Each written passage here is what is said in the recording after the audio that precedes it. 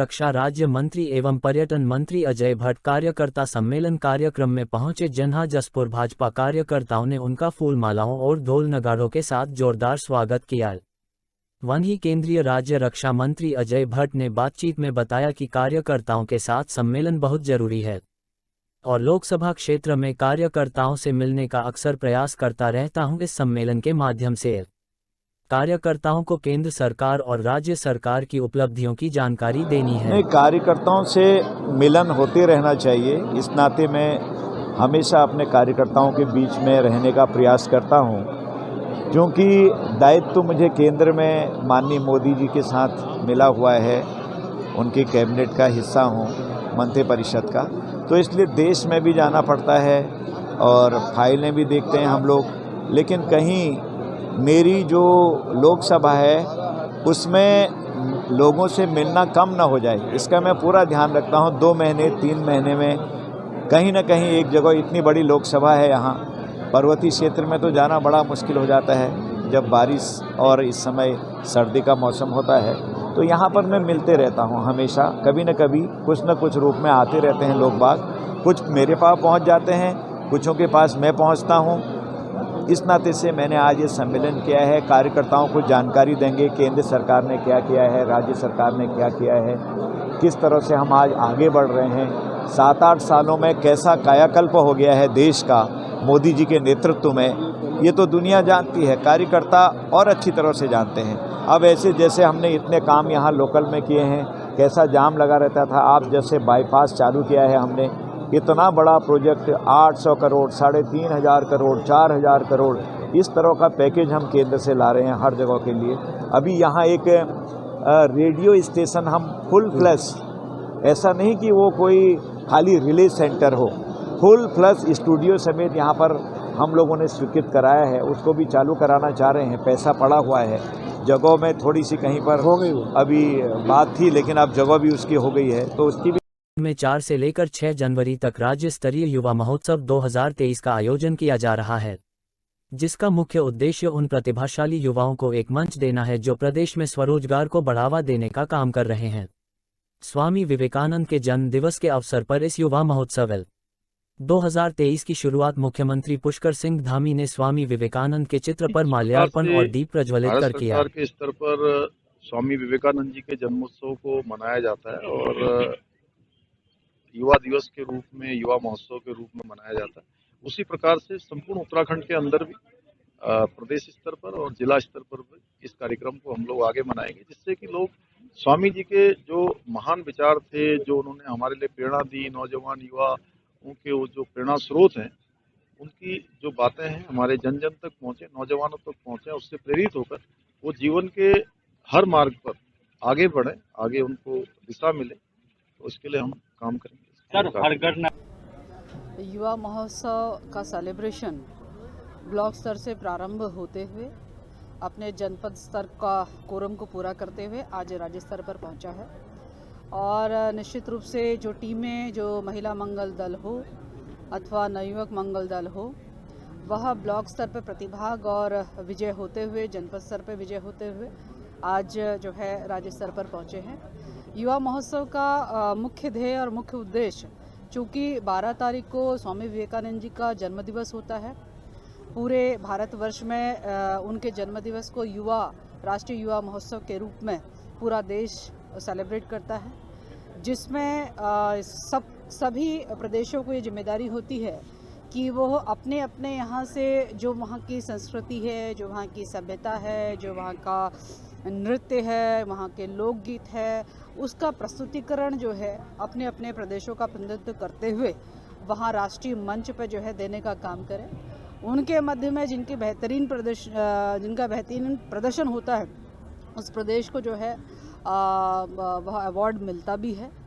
उसी के निमित्त जो है आज हम लोगों ने 4 तारीख को राज्य स्तरीय युवा महोत्सव का शुभारंभ माननीय मुख्यमंत्री जी के कर कमलों से किया है, जिसमें ग्रामीण स्तर पर नवयुवक मंगल दल, महिला मंगल दलों ने जिस प्रकार से अपनी संस्कृति, अपने लोक नृत्य, अपने लोकगीत, अपनी परंपराओं को, अपनी वेशभूषाओं को पहचानने, उसको बढ़ाने, आगे संवर्धन करने, उसको संरक्षित करने और अगली पीढ़ी तक पहुंचाने तक का जो संकल्प लिया है, एक प्लेटफॉर्म है जिसके माध्यम से वो सारे काम जो है वो दिखा सकते हैं। तो मैं मानती हूं कि इस युवा महोत्सव से निश्चित रूप से उन युवक मंगल दलों को और महिला मंगल दलों को एक सुनहरा अवसर प्राप्त होता है ताकि वह उत्तराखंड के संस्कृति को जो है राष्ट्रीय फलक पर। चीन सीमा से लगे नेलान बॉर्डर तक रोड तैयार होने के बाद प्रधानमंत्री नरेंद्र मोदी व रक्षा मंत्री राजनाथ सिंह ने 28वीं बीआरओ परियोजनाओं को राष्ट्र को समर्पित किया। इस मौके पर गंगोत्री विधायक सुरेश चौहान ने मंगलवार को भैरोघाटी से नेलांग तक बनी सड़क का लोकार्पण किया। स्थानीय विधायक सुरेश चौहान ने चीन सीमा पर भैरोघाटी से नेलांग बॉर्डर तक 23 किलोमीटर लंबी सड़क का विधिवत पूजा अर्चना के साथ उद्घाटन किया। उन्होंने चीन सीमा पर सड़क बनने के बाद प्रधानमंत्री नरेंद्र मोदी एवं रक्षा मंत्री राजनाथ सिंह का धन्यवाद जताया।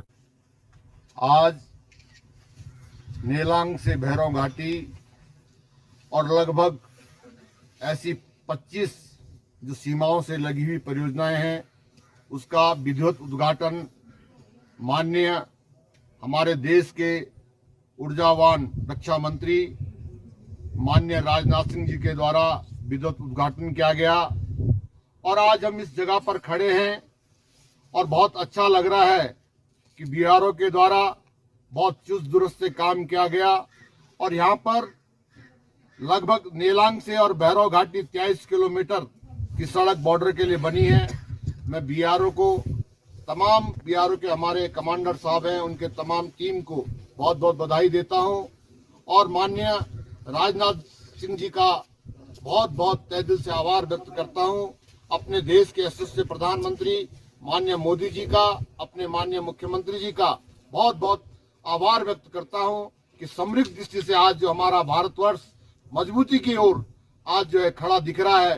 चारों तरफ सीमाओं पर दूर जहां हम कभी कल्पना नहीं कर सकते थे, वहां तक की सीमाओं को दुरुस्त करने के लिए आज जो राष्ट्र को समर्पित 28 परियोजना जो आज हो रही है, उसके लिए मैं सबका आभार व्यक्त करता हूं, सबका धन्यवाद देता हूं। भैरोघाटी नेलांग का जो सड़क का काम है, ये 2012 में शुरू किया गया था।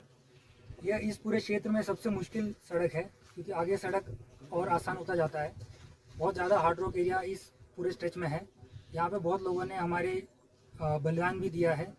रेलवेज कंपनी के भी, हमारे भी बंदे जो यहाँ पे मतलब काम करते हुए जिनको बहुत लोग घायल भी हुए हैं।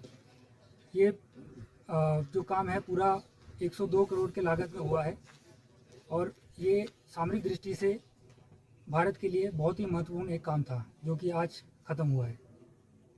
जनपद उत्तरकाशी के तौंस नदी में लापता युवक का एक दिन बाद भी कोई सुराग नहीं मिल पाया। साल के आखिरी दिन का जश्न मनाने दोस्तों संग गया मोरी के सांद्रा में युवक। बड़कोट से 6 लोग एक साथ सांद्रा गया था युवक। रात के समय सांद्रा मैदान में जश्न के दौरान फिसलने से एक युवक टोंस नदी में गिर गया था जबकि दूसरा युवक झाड़ियों में फंस गया था। लापता युवक बड़कोट तहसील के तिरखली गांव का है रहने वाला। एसडीआरएफ टीम द्वारा तौंस नदी में खोजबीन का कार्य लगातार जारी।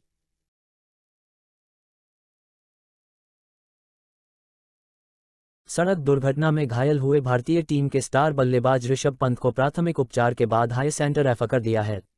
आज सुबह करीब 5:15 बजे ऋषभ पंत की कार का एक्सीडेंट हो गया जब वह दिल्ली से रुड़की स्थित अपने आवास पर आ रहे थे। कार को वह स्वयं ड्राइव कर रहे थे। जैसे ही ऋषभ पंत की कार नारसन बॉर्डर के पास अनियंत्रित हो गई और रेलिंग को रगड़ते हुए करीब 200 मीटर दूरी तक गई। सूचना मिलते ही मौके पर पहुंची पुलिस ने राहगीरों की मदद से घायल पंत को 108 में बिठाकर रुड़की में बिजौली के समीप स्थित निजी अस्पताल में भर्ती करवाया गया। उपचार के बाद उन्हें हर सेंटर रेफर कर दिया गया। देखिए, प्रातः 5:22 जो टाइम का पता चला था, दिल्ली रुड़की हाईवे पर जो है ऋषभ पंत जी दिल्ली से आ रहे थे अपने घर की ओर, तो वहाँ डिवाइडर से गाड़ी लड़ने के कारण जो पलटी थी, इसके बाद उसमें आग लग गई थी। वहीं पर हरियाणा रोडवेज की एक बस भी जा रही थी, उनके ड्राइवर थे सुशील कुमार, इनके द्वारा तत्काल कंडक्टर के साथ उसमें मदद की गई और 112 को फ़ोन किया गया। चूँकि नारसन चेक पोस्ट पर हमारी पुलिस वहाँ रहती, वहाँ 10 मिनट के अंदर ही पुलिस पहुँचने के बाद उनको एम्बुलेंस के माध्यम से जो है नियर बाई हॉस्पिटल में लाया गया प्राथमिक उपचार के लिए, जहाँ पर डॉक्टर ने बताया कि वो खतरे से बाहर है, उनको कोई ग्रीवियस इंजरी नहीं है, लेकिन उनको हायर सेंटर के लिए रेफर करने के लिए बताया गया, जिसपे लाइफ सेविंग हमारी जो एम्बुलेंस होती है उसको अरेंज करने के बाद उनको higher centre Doon Max hospital भेज दिया गया, जहां पर वो सकुशल पहुंच भी चुके हैं। साथ ही साथ उनकी मदर को भी सूचना मिलने के बाद पुलिस द्वारा जो है उनको घर भेज के गाड़ी उनको लाया गया और उनके साथ वो उनको रवाना हुई। प्राथमिक जो जानकारी मिली है उसमें यह पता चला है कि झपकी लगने के कारण जो मॉर्निंग में रहता है, इस कारण से जो है गाड़ी अनियंत्रित होकर लड़ गई थी। बाकी अन्य पहलुओं के लिए भी हम इसमें हमारी टीम जो है सीसीटीवी फुटेज अन्य चीज़ों की जांच कर रही है। बाकी अभी तक की जो जानकारी है उसमें वो सकुशल है, कोई लाइफ थ्रेटनिंग इंजरीज नहीं है।